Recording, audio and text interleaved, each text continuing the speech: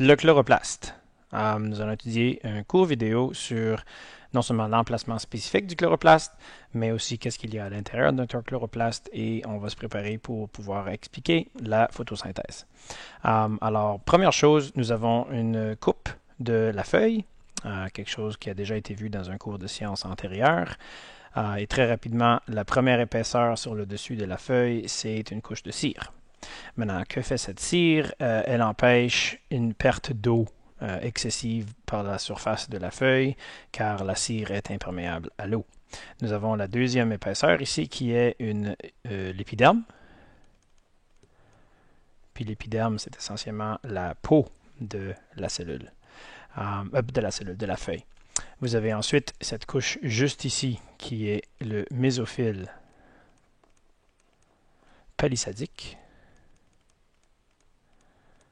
Et c'est cette épaisseur-là qui nous intéresse parce que c'est ici où vont se trouver les chloroplastes, c'est-à-dire les petites coches vertes à l'intérieur de ces cellules-là, sont nos chloroplastes. Mais juste pour terminer la feuille, vous avez une autre épaisseur de cellules ici qui est le mésophile lacuneux.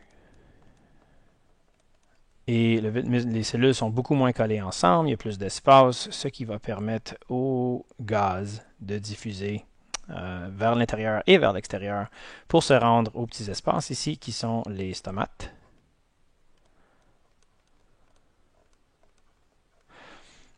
Et les stomates vont laisser rentrer ou sortir les gaz. Alors, quelle sorte de gaz? Vapeur d'eau, de l'oxygène et du CO2. Et les cellules de chaque côté, les marquées en bleu ici, sont les cellules de garde. C'est même pas bleu, c'est mauve. Cellules de garde qui, eux, contrôlent l'ouverture et la fermeture des stomates. Et finalement, juste ici, en maintenant mauve, vous avez le xylème. Et le xylème va amener l'eau à partir des racines et l'eau sera indispensable pour la photosynthèse. Notre prochaine inspection est de ces petits sacs verts-là qui sont les chloroplastes. Et les chloroplastes sont faits de deux membranes. La première membrane qui est le plus à l'extérieur, c'est la membrane externe. Oui, ils y ont pensé longtemps. Et la membrane vers l'intérieur, vous l'avez deviné, c'est la membrane interne. La membrane interne, elle est agrandie, on pourrait dire, par ces empilements de petits sacs, empilés un par-dessus l'autre, qu'on appelle des thylakoïdes.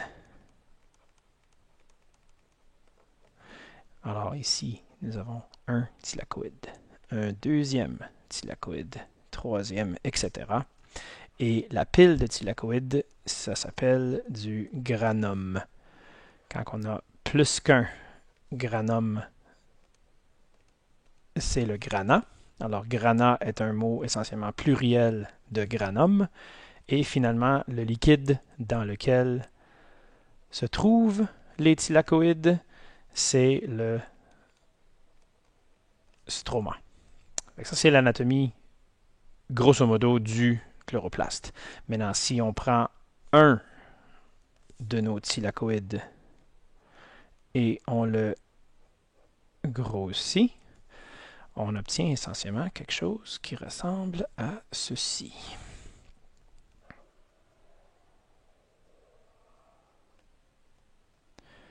Une double épaisseur.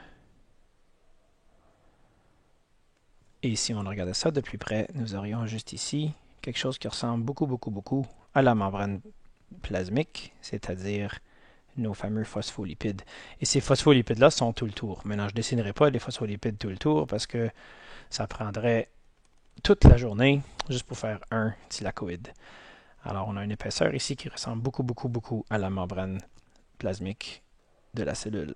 Et si on fait un genre d'effet trois-dimensionnel, alors on peut s'imaginer un genre de frisbee ou un disque qu'on a coupé en plein milieu. Nous avons l'effet 3D en arrière juste ici. Un aperçu plus près de la membrane, nous aurions juste là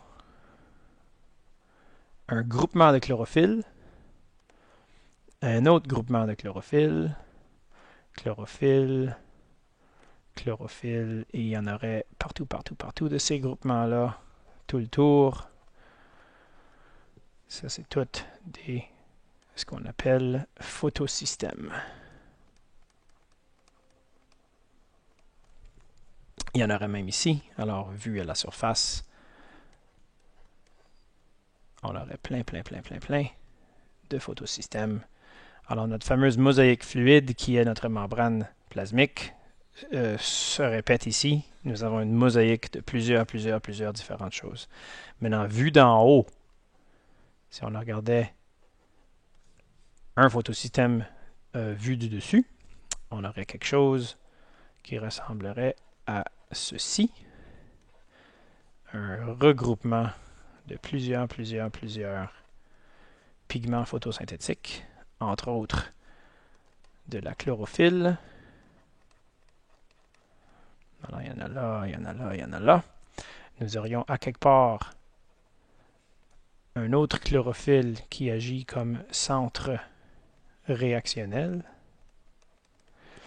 Et pas trop loin du centre réactionnel, nous aurions une autre molécule, une protéine, qui est notre accepteur primaire d'électrons. Mais ces trois choses-là ensemble, il y a la chlorophylle tout le tour, qu'on appelle l'antenne, le centre réactionnel et l'accepteur primaire d'électrons, et on forme un photosystème. À côté de ceci, nous aurions évidemment le reste de la membrane du thylakoïde, qui est des phospholipides. Un grossissement de ceci ressemble essentiellement à ça. Et ceci sera expliqué dans une autre vidéo.